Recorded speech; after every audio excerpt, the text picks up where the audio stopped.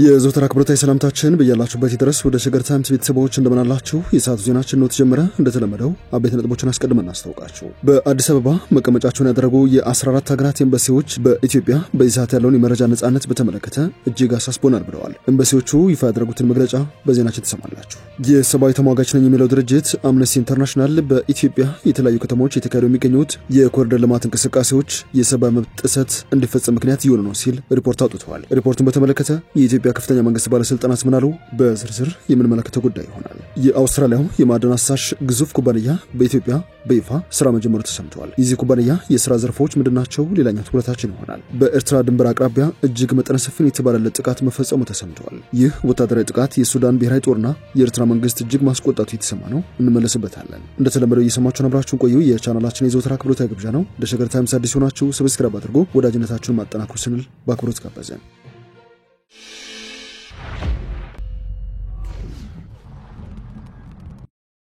ተቀማጭነታቸውን በአዲስ አበባ ያደረጉ የ14 ሀገራት ኤምባሲዎች በኢትዮጵያ ሐሳብን በነጻነት መግለጽ ላይ ያለው ከፍተኛ ጫና መቀጠሉ እንደሚያሳስባቸው ገልጸዋል። በኢትዮጵያ የአውሮፓ ህብረት ተልዕኮ በበኩሉ የፕሬስ ነጻነት አለመኖር መረጃ የማግኘት መብትና የመተቸት ነጻነትን የሚያጓድል ነው ብለዋል። ኤምባሲዎቹና የአውሮፓ ህብረት ያሉት በዛሬው ዕለት በመላው ዓለም የሚከበረውን የዓለም የፕሬስ ነጻነት ቀን በማስመልከት በየፊናቸው ባወጡት መግለጫ ነው። ፈረንሳይ፣ ስዊድን፣ ኔዘርላንድስ፣ ዩናይትድ ኪንግደምና ኒውዚላንድ የተካተቱበት የ14 ሀገራት ስብስብ በኢትዮጵያና በመላው ዓለም ነጻ ደህንነቱ የተጠበቀና ገለልተኛ ጋዜጠኝነት አስፈላጊነትን በመግለጫቸው ላይ አስታውሰዋል። በመላው ዓለም ለሚገኙ ጋዜጠኞች ነጻነትና ደህንነት መጠበቅ ያላቸውን ድጋፍ የገለጹት ሀገራቱ በኢትዮጵያ አስተውለናል ያሉትን ወቅታዊ ሁኔታም አንስተዋል። በኢትዮጵያ ሐሳብ በነጻነት መግለጽ ላይ ያለው ከፍተኛ ጫና መቀጠሉን እንዳስተዋሉ የጠቀሱት ሀገራቱ ይህ ሁኔታ እንደሚያሳስባቸው ነው በመግለጫቸው ያሰፈሩት። በየትኛውም ቦታ የሚገኙ ጋዜጠኞች ጥበቃ ሊደረግላቸው እንደሚገባና የፕሬስ ነጻነት ሊከበር እንደሚገባም ሀገራቱ በጋራ ባወጡት መግለጫ ላይ አሳስበዋል። እንደ ፕሬስ ነጻነት ሁሉ የፖለቲካና የሲቪክ ምህዳር ክፍት መሆኑ ነጻና የበለጸገ ማህበረሰብን መገንባት ቁልፍ ስለመሆኑም ሀገራቱ አጽንኦት ሰጥተውበታል። በኢትዮጵያ የአውሮፓ ህብረት ተልዕኮ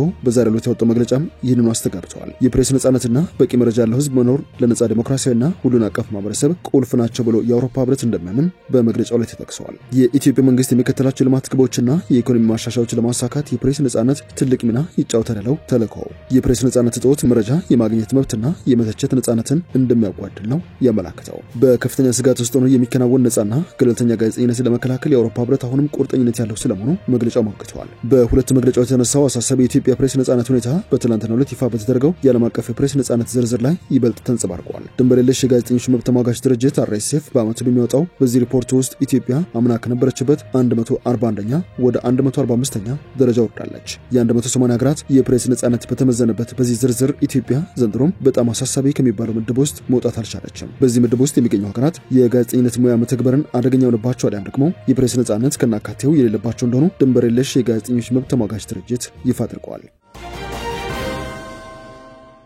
ዜናችን እንደቀጠለ ይገኛል። በኢትዮጵያ በርካታ ከተሞች የሚካሄዱ የኮሪደር ልማት እንቅስቃሴዎች የሰብአዊ መብት ጥሰት እንዲፈጸም ምክንያት እየሆኑ ነው ሲል አምነስቲ ኢንተርናሽናል ሞግቷል። የኢትዮጵያ ከፍተኛ መንግስት ባለስልጣናት ግን እነዚህን መሰል ሪፖርቶች በአደናቃፊነት ሊገጥሙ እንደሚችሉ እንገምት ነበር ብለዋል። ለአብነት ያክል ጠቅላይ ሚኒስትር አብይ በካዛንቺስ የተከናወነውን የኮሪደር ልማት ሲመርቁ የስራቸው ሂደት ጉሶማ ይኖር ይሆናል ሲሉ ተደምጦ ነበር። የአንዳንድ ሰዎችን ህይወት አስተጓጉሎ ሊሆን ይችላል ያሉት ጠቅላይ ሚኒስትሩ ለጋራ ልማት ለጋራ ጥቅም የተከሰተ እንደሆነ ግን አስረድተው ነበር። የኢትዮጵያ መንግስት አዲስ አበባን ጨምሮ በ66 ከተሞች ተግባራዊ የሚያደርገው ፕሮጀክት እንደሚቀጥልም ጠቅላይ ሚኒስትሩ ገልጸዋል። የኮሪደር ልማት በሀገሪቱ ከፍተኛ ለውጥ በማምጣት ላይ እንደሚገኝ በተደጋጋሚ የሚናገሩት የኢትዮጵያ ባለስልጣናት የሚቀርብባቸውን ትችቶችም አይቀበሏቸውም። የአዲስ አበባ ከንቲባ ወይዘሮ አዳነች አቤቤ ካዛንቺስና ፒያሳን በመሳሰሉ ነባር ሰፈሮች የከተማችን ነዋሪዎች ፈቃደኛ ሆነው ልማቱ ገብቷቸው አምነው ይሁንታቸውን ባይሰጡ ኖሮ ይህንን ስራ ልንሰራ አንችልም ሲሉ በቅርቡ በጉዳዩ ላይ በሰጡት ማብራሪያ ተናግሮ ነበር። የአምነስቲ ኢንተርናሽናል የአፍሪካ ቀንድ ጉዳዮች ተመራማሪ ሃይማኖት አሸናፊ በኮሪደር ልማት የመንግስት አካላት እንደሚያቃልሉት በጣም ጥቂት የሚባል ህብረተሰብ አይደለም እየተጎዳ የሚገኘው ሲሉ ሞግታሉ። ተቋማቸው ሰዎችን ያለ ፍላጎታቸው ህጋዊ ከለላና ሌሎች ጥበቃዎች ሳይኖራቸው ለኮሪደር ልማት ሲባል የሚፈጸመውን በግዳጅ ማፈናቀል ያሉትን ድርጊት አምነስቲ ኢንተርናሽናል በኢትዮጵያ ታይቶ የማይታወቅ ሲል ገልጾታል። የመኖሪያ ቤታቸው በግዳጅ ሲፈርስ መተዳደሪያቸውን ያጡ በራሳቸውና በልጆቻቸው ላይ የአእምሮ ጤና እክል የገጠማቸው እንደዚሁም እድርን ከመሳሰሉ የማህበራዊ ተቋማት እየተነጠሉ ስለመኖራቸው ሪፖርቱ ያሳያል። ከፍተኛ ቁጥር ያላቸውን ሰዎች በድንገትና በግዳጅ ማፈናቀል የኮሪደር ልማት የተከናወነ በሚገኝባቸው ከተሞች የሚኖሩ ሚሊዮኖችን በፍርሃትና ለመፈናቀል ስጋት መዳረጉን አምነስቲ በሰነዱ ላይ አትተዋል። የሰብአዊ መብቶች ተሟጋቹ ሚያዝያ 6 ቀን ይፋ ባደረገው ሪፖርቱ ፕሮጀክቱ በጊዜያዊነት ሊገታ እንደሚገባም ጥሪ አቅርቦ ነበር። የኮሪደር ልማቱ እስካሁን ያደረሰውን ጉዳት በመመርመር እንዳይደገም የፕሮጀክቱን አተገባበር በቂ ምክክር የሚደረግበት በቂ ማስጠንቀቂያና ማካካሻ የሚሰጥበት አድርጎ ማስተካከል እንደሚገባ የድርጅቱ የአፍሪካ ቀንድ ጉዳዮች ተመራማሪ ሃይማኖት አሸናፊ አስረድተዋል። የከተማና መሰረተ ልማት ሚኒስትሯ ጫልቱ ሳኔ ግን በዚህ ያስማሙም። አምነስቲ ኢንተርናሽናል የሰዎች ህይወትና ኗኗራቸው ካሳሰበው ዜጎች ቆጥ ላይ ለዓመታት ሲኖሩ በታፈገና መሰረታዊ አገልግሎቶች በሌሉባቸው መንደሮች ህይወታቸውን ሲገፉ የት ነበር ሲሉ ትችቱን አቃለዋል። ሚኒስትሯ ጫልቱ አክለውም ኮሪደር ልማት የመንገድ ማስፋፋት ብቻ ሳይሆን ፍትሃዊነትና ዲሞክራሲያዊ ስርዓትን የመገንባት ስልትም ጭምር ነው ብለዋል። የአማራ ብሔራዊ ንቅናቄ አብን ተወካዩ የፓርላማ አባል አበባው ደሳለኝ በበኩላቸው አምነስቲ ያወጣቸውን ስጋቶች መንግስት የመቅረፍ ስጋት አለው ሲሉ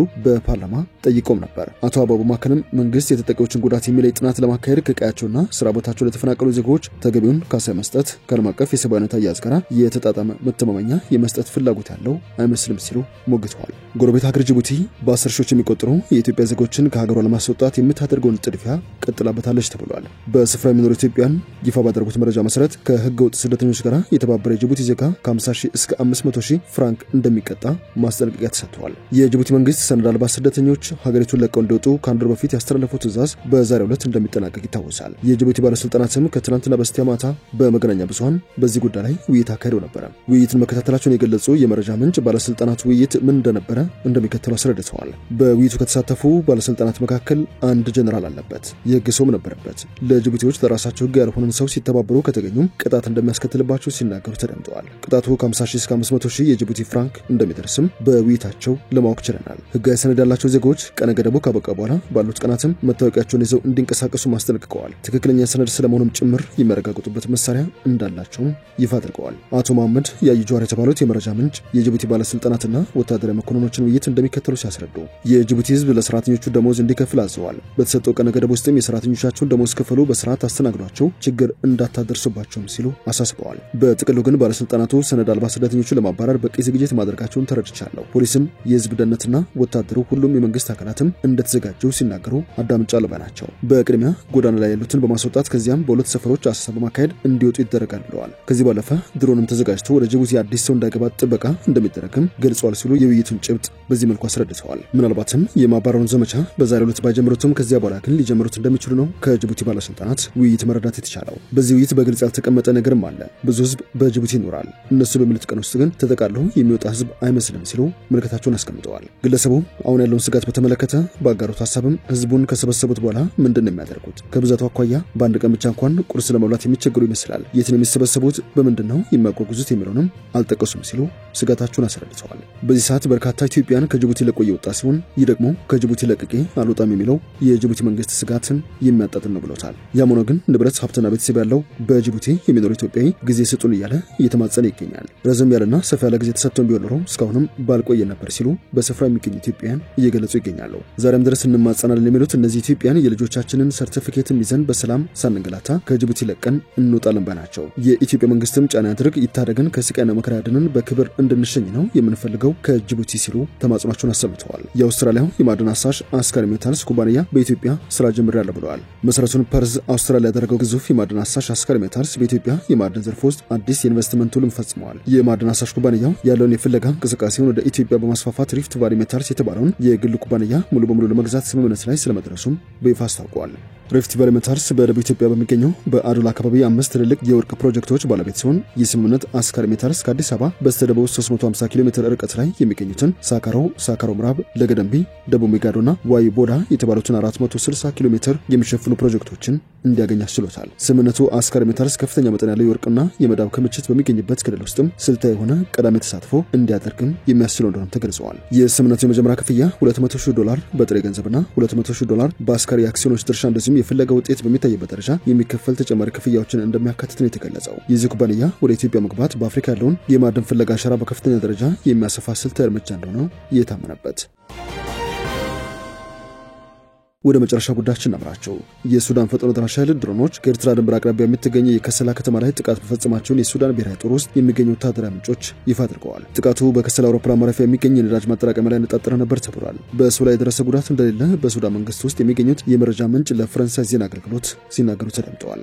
3ኛ ዓመቱን በጀመረው የሱዳን ጦርነት አብዱል ፈታህ አልቡርሃን የሚመሩት የብሔራዊ ጦር የሀገሪቱ ማዕከል የምስራቅና ሰሜን አካባቢዎች ተቆጣጥሮ ይገኛል። የመሐመድ ሐምዳን ዳገሎ የሱዳን ፈጥኖ ደራሽ ኃይል በአንጻሩ አብዛኛውን የምዕራብ ዳርፉርና የደቡብ ሱዳን በእጁ አስገብቷል። አስገብቷል። ከሰላ በኦምዱርማን ከሚገኘው የሱዳን ፈጥኖ ደራሽ ኃይል ይዞታ 400 ኪሎ ሜትር ገደማ ርቀት ላይ ትገኛለች። የዚህ ታጣቂ ቡድን አጋር ሆኖና አብደል አዚዝ አልሂሉ የሚመሩት የሱዳን ህዝቦች ነጻ አውጪ ንቅናቄ ሰሜን አንድ አንጃ ይዞታም ከሰከላ በተመሳሳይ 400 ኪሎ ሜትር ርቀት ገደማ የሚርቅ ነው። በተመሳሳይ ዛሬ ቅዳሜ የደቡብ ዳርፉር ዋና ከተማ በሆነችው ኒያላ አንድ ቃጫኝ አውሮፕላን ላይ ጥቃት መፈጸሙን ወታደራዊ መረጃ ምንጮች መናገራቸውን የፈረንሳይ ዜና አገልግሎት ዘግበዋል። የመረጃ ምንጩ እንዳሉት አውሮፕላኑ ጥቃት የተፈጸመበት ተጨማሪ ፈጥኖ ደራሽ ኃይል ወታደሮችን ለማራገፍ ባረፈበት ነው። ይሁንና ማን ጥቃቱን እንደፈጸመ የተረጋገጠ መረጃ አልተሰጠም። ወደ ሸገር ታይምስ ቤተሰቦች የሰዓቱ ዜናችን አበቃ። ስላደመጣችሁን አመሰግነን። በያላችሁበት ሰላም ጊዜ